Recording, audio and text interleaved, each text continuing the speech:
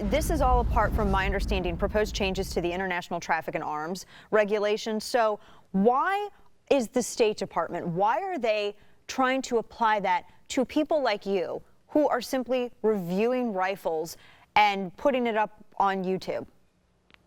Well, it's kind of tricky because really what it comes down to is there's a lot of confusing things that are out there right now about it. Okay. And I want to make it clear, I'm an average guy.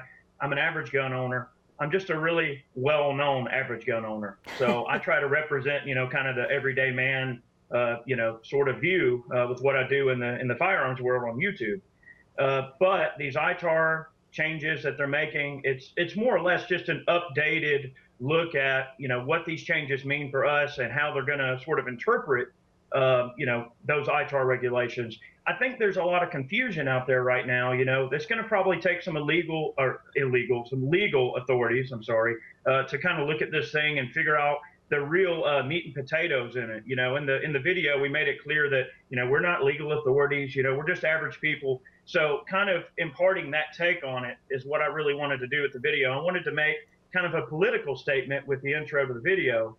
And to me, it's just a really good way to sort of show that off that, that essentially if these changes were taken verbatim and if they were allowed to be interpreted in a way that could further their political goals, which of course they've been known for doing on a regular basis, they're always going to interpret or put something out there that is going to further their goals, then you could possibly see that level of censorship, and it's scary to think. That is true censorship too, and the level of bureaucracy, because the way that I was reading it, anything that's on the United States munitions list, any firearm, doesn't matter the caliber, doesn't matter anything, any of that, all of it is subject to these new proposed regulations. So this, you could, and the fine from, as I understand, what is it, like $1 million or up to 20 years in jail if you don't secure permission. How do you even go about, so if you would make a YouTube video, I'm just like walking through this because this whole thing fascinates me because you got two natural rights all wrapped up in one that are under assault.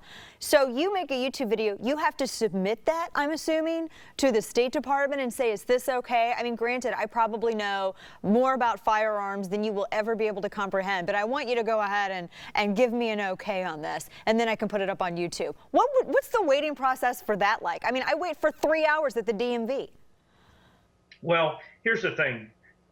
Free men don't ask permission. Okay, I'm not asking permission for anything, and I don't think anyone else is either. And honestly, I don't think that this whole thing is going to go quite to the level that people think it's going to, in the way of, it literally being like that stark of a, hey, you have to ask permission.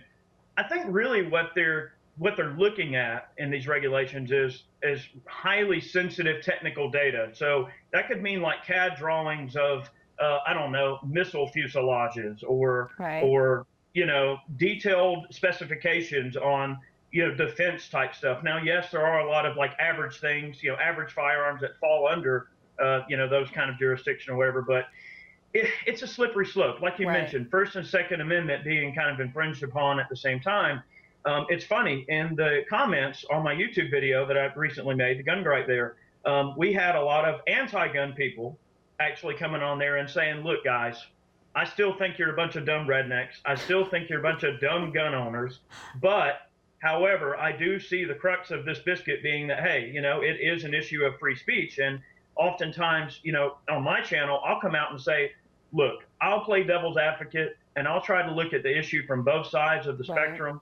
And I would never infringe on an anti-gun person's right to say what they need to say. So I think it's admirable that many anti-gun people were even saying, hey, if this thing's taken for face value, that's definitely a slippery slope. Second Amendment, that person saying, yeah, I might be against the Second Amendment, but I'm for free speech. And I think it's really messed up if that were taken for full face value.